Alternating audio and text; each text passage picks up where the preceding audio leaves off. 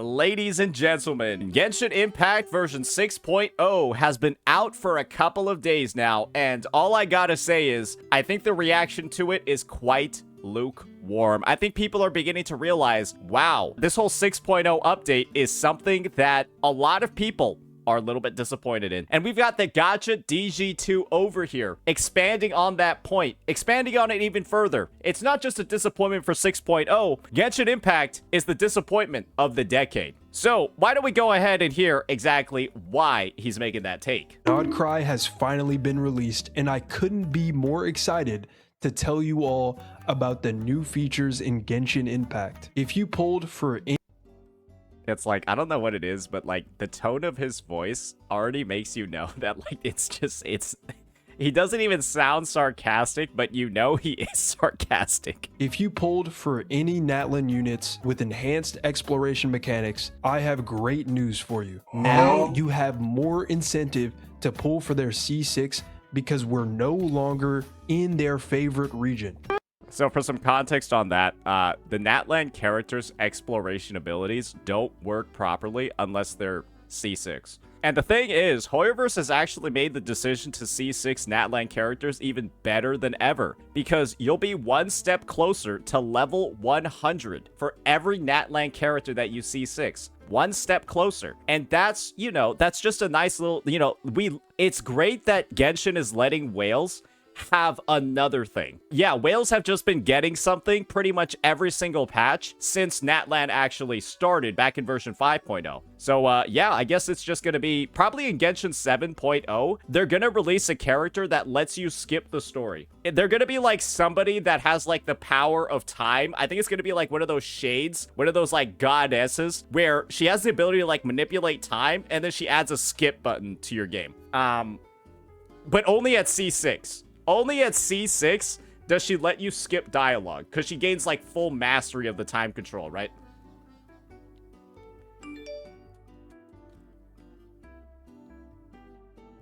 Oh shit, I just got a text from DeWay. He said that I'm getting promoted. Awesome. So make sure to mark your calendars for their reruns so you don't miss them. And if you can't predict their reruns, then you aren't a real Genshin player anyways, and you don't deserve their C6. But remember, just in case you don't feel like stopping after their C6, you can go up to C9.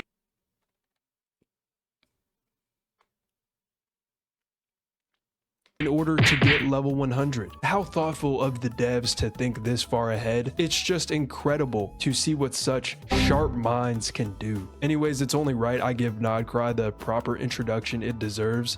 So let's take a look at what we've all been waiting for.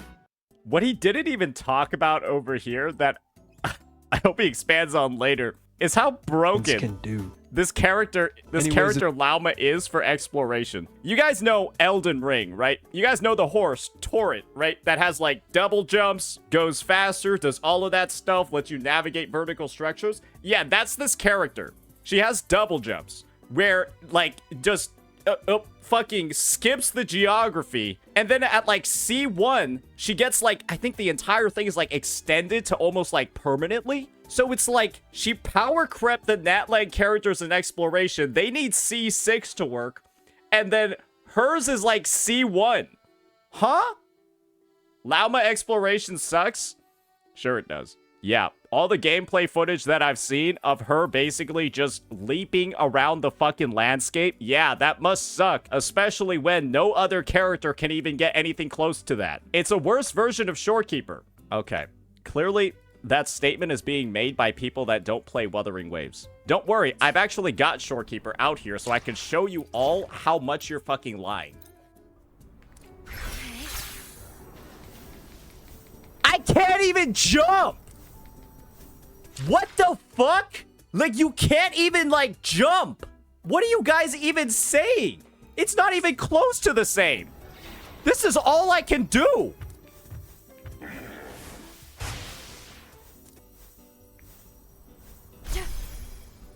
Did you guys forget this is the game that you can run up walls, right?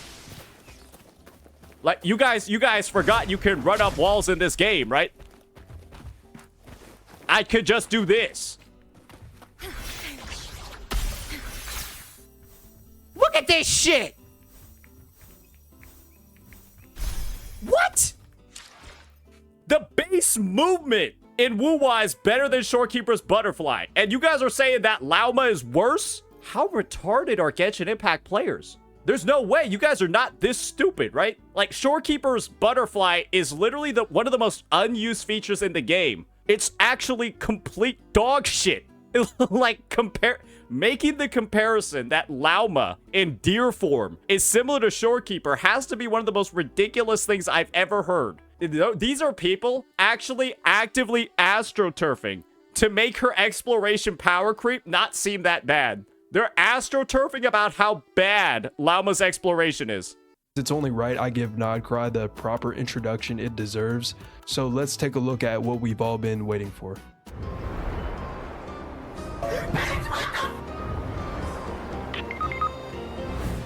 Hey, he got the higher res version.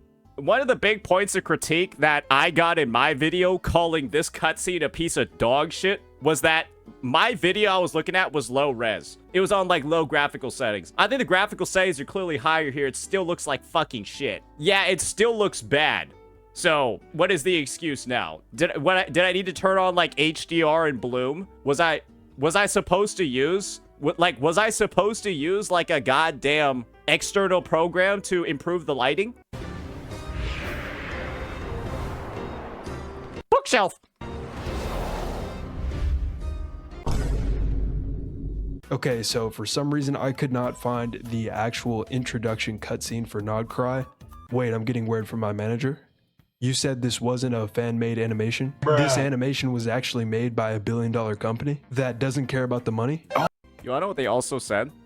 In this same exact cutscene, or sorry, the same exact live stream where they said this, Genshin Impact doesn't want to make money. They also said the production costs of Nod-Krai were going up. They said Nod-Krai has some of the highest production costs ever. You want to know what my take is on Nod-Krai having the highest production cost ever? That's just because of inflation. Like, the developer now doesn't cost as much as the developer 5 years ago because of inflation. And I think these guys just took like a regular economical like phenomenon and then like try to make it an excuse about like how much work that they're doing. It's just no, they're putting in less effort using the same amount of talent and they just cost more because of fucking inflation. If this is the shit that they're coming out with.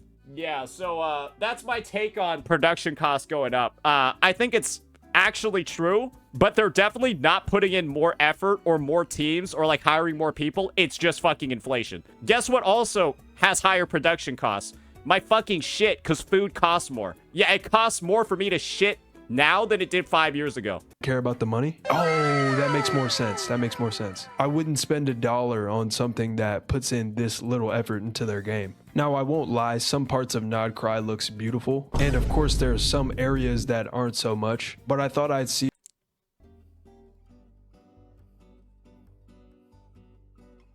You know what this looks like? This looks like a beta test. This shot looks like it's from like a open beta of like Genshin 0.5, and they're just like, they have like an open testing area to like just like try out the characters without like and you can, it's like a sandbox and you can like spawn enemies. Yeah, that's what like this looks like. This looks like a staging area to like test new characters that aren't so much, but maybe they ran out of time developing Nod-Krai and they just took their testing area and like ported it into the map. But I thought I'd see a lot more excitement for Nod-Krai. I think people and even avid Genshin fans themselves are realizing the little amount of effort that these devs are putting into this GoFundMe project. If you didn't play Genshin Impact, there's absolutely no chance that you'd think this was an important character. In fact, this is a Fatui Harbinger. Was that really her introduction animation? It's her sitting at a fucking shop stall on top of like... Wait, so the Fatui Harbinger introduction was like her sitting at a shop stall.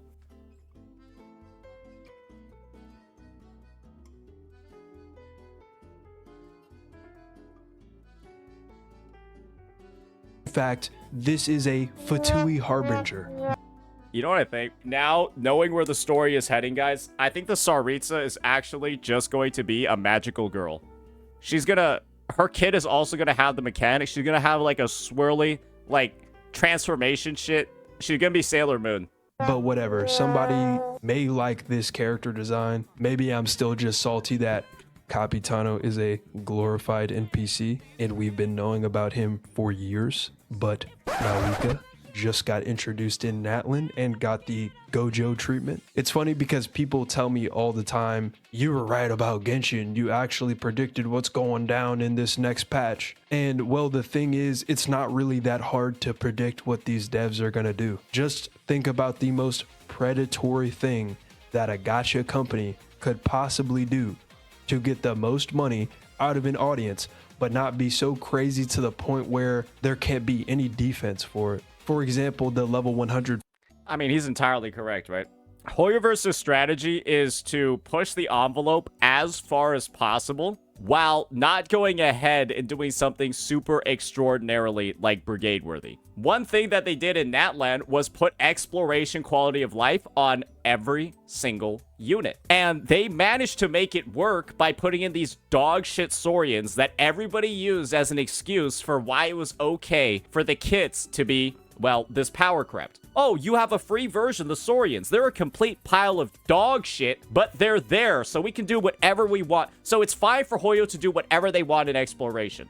Then you got the fucking, what's it called? Honestly, this is my take. I don't know how there's anybody accepting the lunar reactions. Like, they're just reworking the baseline systems of the game to make them usable, to make them playable. I genuinely think you can't actually use Dendro anymore unless you have Llama. That is the impression now, because I thought Llama initially was just a Bloom support, but I guess you use all of the Dendro elements with her. You use all of, like, she has fucking Electro support. Why? Why does she support every Dendro reaction? What? It's just like, how are you gonna use that element anymore without her? Just rework the fucking element. Just rework the entire thing. Why lock it behind a limited banner? Fiasco. And this is the thing. They already did with the Scoffier. Freeze is not a playable archetype without a Scoffier. You need her if you plan on playing fucking Freeze. Just rework Freeze! To the point where there can't be any defense for it. For example, the level 100 Fiasco. You get the point by now, you need to go for Constellation 9 in order to level up one of your units. But hey, right, you gotta go to C9? But think about all the lost 50-50s you have. When you lose a 50-50, you might get it on a standard unit you already have C6. And so you'll actually get level 100 for free, silly saint. It's like, okay, motherfucker, what if I haven't spent $2,000 on the game, dipshit? Like, what do I do then? Do I just go fuck myself? To level 100. Well, actually, DG, at least they're adding something to the game. This doesn't even affect anyone. As long as they add something that isn't just straight up a net negative, then they can get away with something as egregious as level 100 that requires constellations, because they'll get free defense for it online. That's actually so true. Hoyo puts in something predatory as fuck, then they put in like some really dog shit side grade. This like the tiniest silver lining on this dog shit edition. And then people use that tiny silver lining to shield all criticism from the baseline predatory feature. That is actually literally what happens for everything in the fucking game. And in reality, this kind of feature is even further indication that you mean nothing to them if you're still a free-to-play in 2025. Yep. Genshin right now is a pay-to-play game if you're not just only playing the story. The story is the free-to-play component of the game. Every other, like, endgame, all of that, Spiral Abyss, Imaginarium Theater, and Stygian Onslaught, they're all the pay-to-play game modes. Because Hoyo's goal right now, their monetization strategy across all of their games, is to, like, basically wring out as much value as they can out of their existing players and not actually grow the number of players. Because when you have rampant HP inflation, power creep, so on and so forth, your goal currently is to not really bring in new players because they'll see how hard, how inaccessible the content is and not want to play it. You look at ZZZ, you need 3 whole premium teams, 9 premium characters to even think about doing Deadly Assault. Okay, great. Like, okay, I don't even want to get involved because I would have to play for like 1 year free to play to even try to start clear the end game. Genshin Impact, same thing. You're going to need 8 premium characters, 8 premium teams to be able to clear content, as well as absurd artifact rolls, right? Same with HSR. HSR is going to have the new Stygian Onslaught game mode where you're going to need 3 teams as well. 12 premium characters in HSR. 12 premium characters in Stygian Onslaught. It's just like, it feels like you literally need to spend thousands of dollars. Like, if you want to play the end game as a new Genshin Impact, ZZZ, or HSR player, you either are going to be playing for 2 years just to get the characters for the end game, or you pay thousands of dollars to access it in a reasonable amount of time. How does a new player get into any of these end games?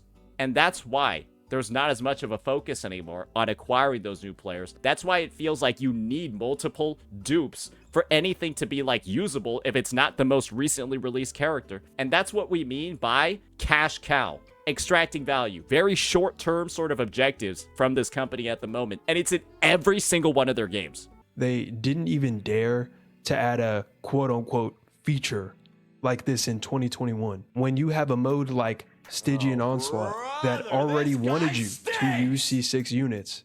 Isn't it funny that they created an even higher power ceiling for them to cater to in this game mode? Why are they putting time and resources into this gameplay loop? Because as a late game player, they want the majority of your enjoyment to come from spending money. Let's not act like the Dendro reaction doesn't benefit from a change like this due to your level being a huge portion of your overall damage. Wait, remind me what limited 5-star is on banner right now? Level 100 causes transformative reactions in Genshin Impact to scale like fucking crazy. Yeah, like the damage increase is absolutely fucking nuts. And this character, guys, is the Dendro rework.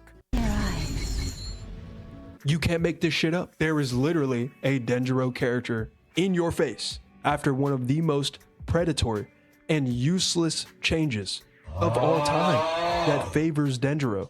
All this does is raise the power ceiling in the game, and the only people that are able to keep up with that raise in power ceiling are those spending thousands of dollars in the game. That's it. That's all this level 100 update is. Raise the power ceiling and only allow people spending thousands of dollars to keep up with it. It's comical that this is not... Anyone celebrating this is essentially, right, they want Genshin to be a pay-to-win game. That's it. If you're not against this, you are basically for Genshin Impact just being a pay-to-play game. And if that's what you want, that's an okay position to have. But just be honest about it and say that, you know, you hate free-to-plays. Just say it. Just say it. Very surprising to me at all, as this is also going to be the best way to promote their new regional exclusive gimmicks. And it's only right that they do this for every single region after this, since this model works and people have accepted the fact that there's nothing wrong with region locked characters. The existence of this unit is just such a slap in the face. Like, imagine they make a map design like this. Like, just think about it. Imagine they make a map that looks like this. I'm just gonna be real with you here. Like, this is malpractice. Yes, this is developer malpractice. To, like, just fucking intentionally design the map to be cancerous and then put in the character that just turns the map into a normal exploration experience. Like, make it feel like shit unless you spend money. Wrong with region locked characters. And obviously, I don't mean that you can't use the characters from other regions, but Genshin has shown us that they will do everything in their power to make your older characters feel like shit and shove in your face how much easier and fun the new characters are to use. I've thought the same thing about Honkai Star Rail for even longer, and it seems like Genshin has adopted the same model. They want your older characters to feel so bad and outdated to use that it's like they don't want you to have mains. So expect the same thing for Snezhnaya and whatever other region comes after that. Maybe space, I don't know.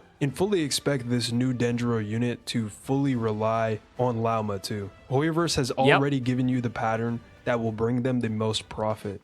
Yeah, currently right now, Hoyoverse is on like this very harsh trend of every single DPS literally only works with one support character. And if you don't have that support character, it's like they're actually not good. Like, they actually won't clear the end game properly. Flynn's with Anefa. You got that going on. You got Skirk with a Scaffier. You're gonna have Llama with probably Nefer, and then God forbid, right? It's gonna be like, just think about all the characters that got drip marketed or teased, right? Boom, boom. It's a two-piece combo. It's a two-piece combo. Release the reaction trigger first, and then the DPS that needs said trigger to give you even more FOMO. Imagine being somebody that took a break from Genshin Impact, and a lot of people take breaks because the game is so draining. This is the thing. They also do this as well with the support units. Like I said before, Freeze without a Scaffier is not a playable archetype. Dendro without Llama will soon become an unplayable archetype. Electrocharge as an archetype was just never playable until Enefa came out, so it's like, you know, that's not really too much of a concern. But it's like, these support characters, right, make the entire element or the reaction playable initially, and then the DPS character that follows them can't do anything except play on their team. So you get prompted to pull the support just to be able to play the game again, and then you're prompted to then pull the DPS because that's the support's best partner. If you want to take advantage of this new Dendro meta, Nahida is no longer the staple for this reaction. When it used to be pull for Nahida and you had the best Dendro trigger in the game, and she was great for the free-to-play because of that, now it's you have to pull Llama. There's no exception. There's no other way around it because she is the trigger for this new reaction that we just made up, being Lunar Bloom. And is it true that Lunar Bloom is just all the Dendro reactions with like more damage on top? It's not even like a debate, right? Where there were some CC spreading misinfo, like Zajev spreading misinfo about how Lunar Charge is just like bad. Oh, Dendro reactions, but they can crit? Oh, so Llama at C0 is Nahida C2? Because you got to pull 3 copies of Nahida for Dendro reactions to crit, but Llama just gives it to you at C0. Oh, okay. Okay, so they put a character C2 into another character's baseline kit. All right. Don't tell me it makes sense lore-wise or whatever. Does the lore also say that you're worthless if you're a free-to-play? Why are we now asking questions like, are Nahida and Yelan still even valuable at this point? Because even a year ago, there would be no discussion that these characters would last forever as value pulls. But now these new units being released are so unbelievably broken that we are now seeing some timeless units being power crept. The awesome part about this is that Hoyo knows how dog shit the old units are. That's why they're giving them all away for free in Constellation form. Because it's like, they already know that nobody's ever going to pull on these rerun banners ever again. I'm going to be real here. For all the characters that they're giving out free Constellations for, they should just never run them again. Honestly, just never run them again because you've already given up on like the game's balance. Just like, don't even bother with the trash. Don't even bother with the trash anymore. If you're just giving out the Constellations for free, don't even run the characters. They don't want you to take breaks. This is the HSR model. And yes, this all comes back to Mawika. Nobody hates her more than I do. She looks good, don't get me wrong. But what she did to Genshin Impact can never be reversed at this point. Yeah, she's the character that raised the power ceiling. I think every team in the game was doing about 60k, 50k DPS. 50 to 60k DPS was like the gold standard in DPSs. And then Mavawika came in and started doing like 90, 100. Like, it wasn't even like gradual power creep. It's just, she just came in and did more than 50% additional damage compared to every other team.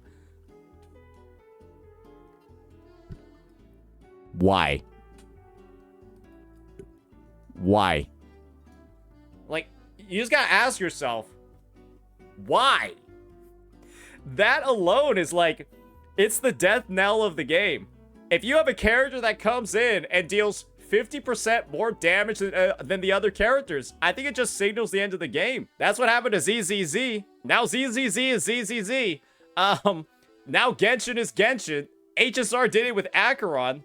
Yeah, it's just when Hoyo releases a character that does 50% more damage than every other team before them, then yeah, the game is basically going to die in a year.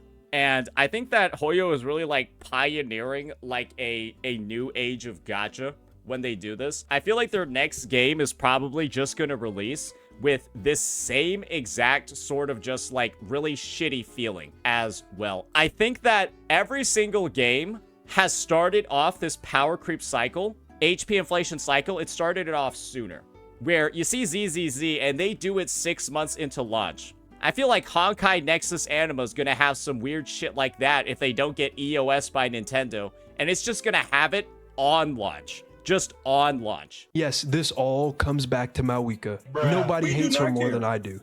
She looks good, don't get me wrong, but what she did to Genshin Impact can never be reversed at this point. In order to power creep this unit, they have to inflate HP. They have to create new reactions that do more damage than the old ones, and they have to sell you full premium teams.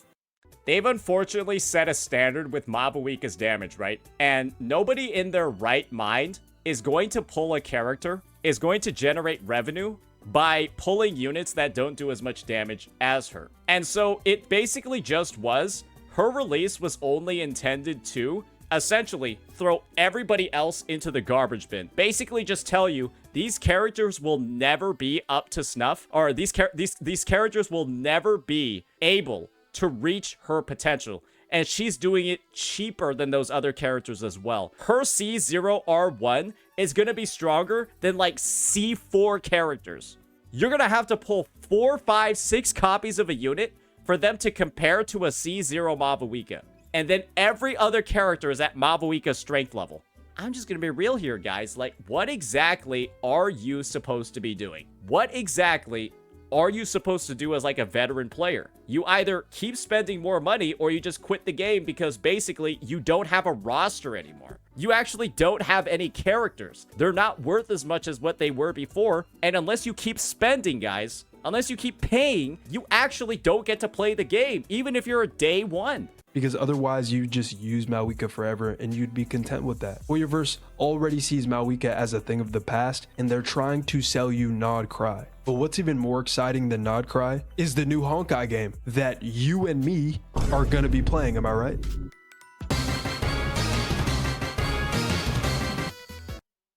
This game is so uninspired.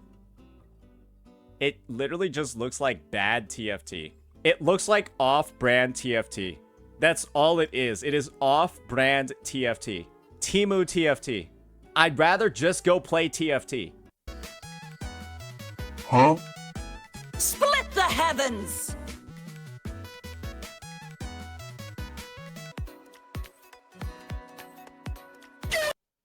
Well, it's funny because I think that Hoyoverse just casually advertising their new cash grab is even worse than how bad Genshin has become recently. I'll be honest, I was coping out of my mind about Nexus Anima, thinking that at least somebody cares about this game, but it's become clear to me recently that almost nobody cares. When you have so many people that are emotionally and financially invested into Genshin Impact to this day, it's a little cringe that you're pushing a product that a couple people are going to be playing after the first couple months of this release. Have you ever in your life heard somebody say, yo, are you going to be playing that new Nexus Anima?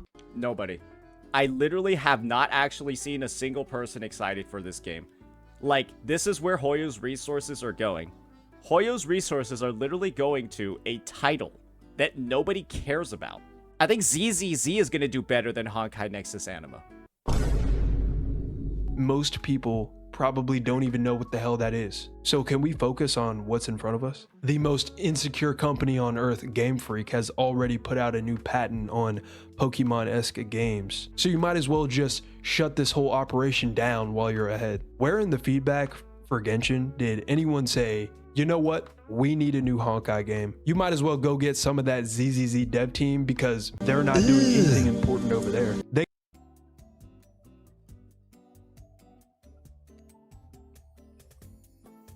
get to the dev studio and just start pressing buttons. Oh, what does this one do? And then they accidentally make the UI even worse and make the story 15 times more boring than it was in the last patch. He's so right. Like, I'm not gonna lie. It's like, I think the ZZZ devs are, I don't know what it is, right? I would like to assume that the ZZZ devs, right, are being heavily influenced by Hoyoverse. That's why their changes are like bad for the game. But honestly, it might just be that like the ZZZ devs themselves have no fucking clue what they're doing. Maybe Hoyo is actually like hands off and they're just running it into the ground by them fucking selves. My take was that Dewey and his influence was the reason why they added shit like miasma. that ruined the fucking game and the HP inflation. Maybe the ZZZ devs just wanted to do that. Maybe they just wanted to do that and they actually just suck at their jobs. That could be a possibility. At least the Genshin story still has character arcs that can be expanded upon and characters that people actually care about, because otherwise there isn't much else to look forward to, as the storytelling is still pretty awful. I can just show any transitions from the new story quest.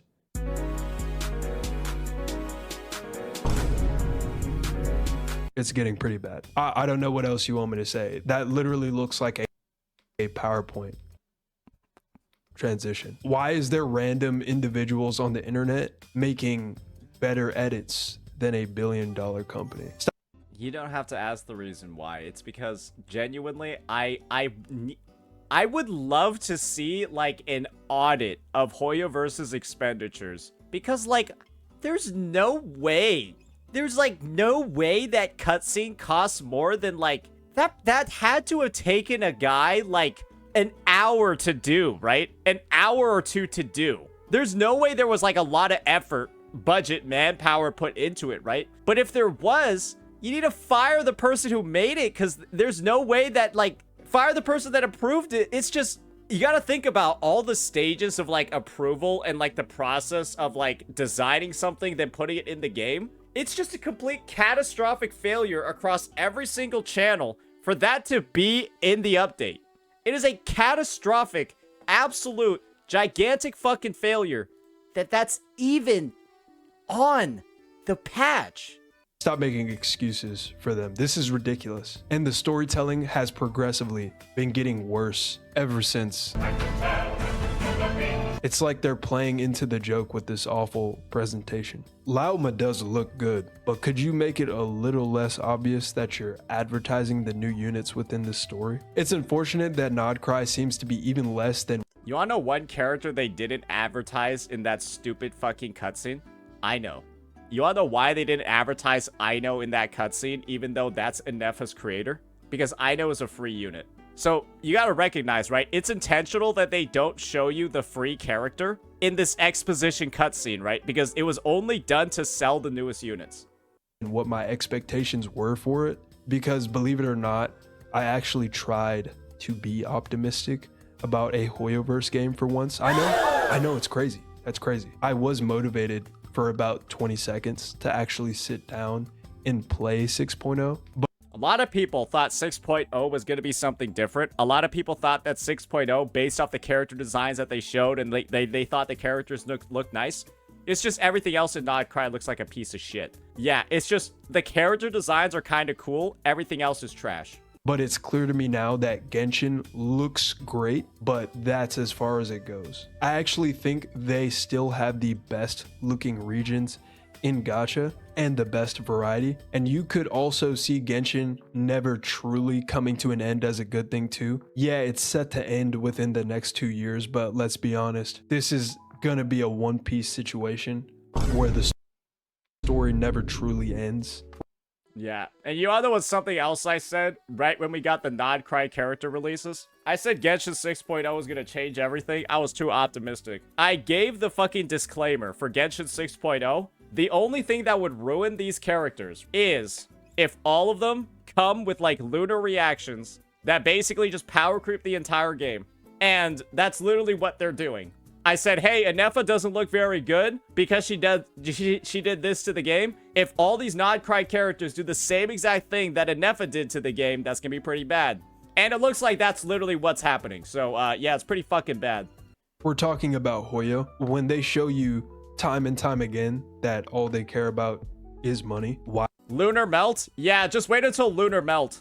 You get Lunar Melt, and then you'll have Mavawika reaching the damage cap in the game. I think it's 2 million damagers or like 200 million damagers. I don't know what it is. She'll get there. Why would Genshin truly come to an end if they're still making $50 million a month consistently? You know what? I'll be honest. If somebody was paying me $50 million a month just to throw out complete garbage every once in a while, then I would keep dishing it out too. Actually, not really. I have too much self-respect to let a game with so much potential go to waste. But anyways, now it's time for your gacha jargon word of the day. And this is another term: skip button.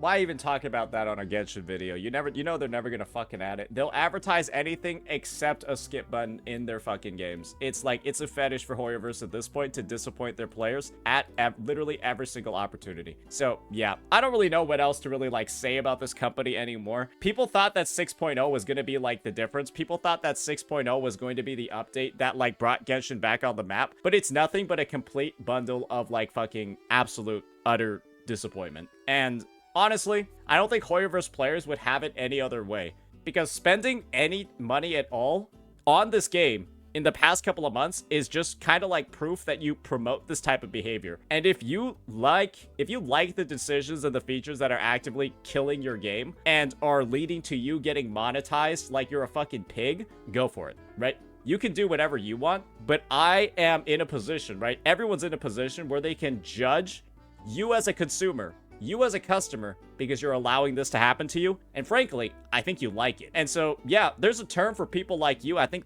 or there's a place for people that are like into this sort of stuff. I think it's like mental asylum or something like that. Or it's like, you know, like a random Hoya Shills chat. Maybe go seek out Zajeff if that's what you're into. But yeah, that'll be that for this one, ladies and gentlemen. Awesome video by the Gotcha DG2 once again. Always love when he does a bit of a breakdown. I kind of view this guy as like Gabby Maru if he wasn't depressed. And he kind of, you know, he always proves it with every single vid. W stuff. Make sure you give him a like and a sub if you haven't done so yet. But yeah, that'll be that for this one. Let me know what you all thought. Peace.